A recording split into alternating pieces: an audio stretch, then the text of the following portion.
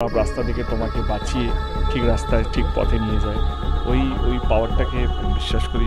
সাকিবকে আমার খাদান দেখার অনুরোধ রইল।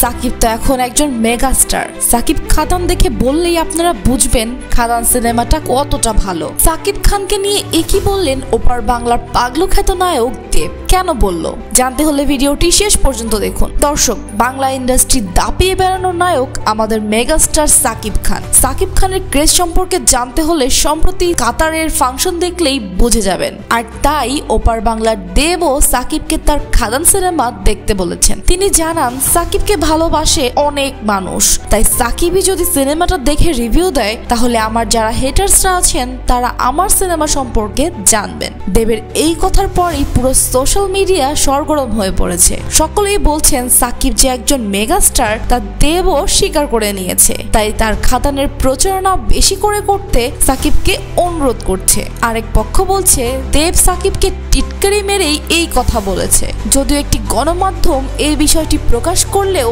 এটি নিশ্চিত করেনি যে দেব পজিটিভলি সাকিবকে এই কথা বলেছে নাকি আসলেই সাকিবকে টিটকারি মেরে এই কথা বলেছে। তো দর্শক, আপনাদের কাছে কি মনে হয়, দেব কি সাকিবকে টিটকারি মেরে বলেছে? অবশ্যই কমেন্টে জানিয়ে নিজ সুপারস্টারকে সাপোর্ট করবেন।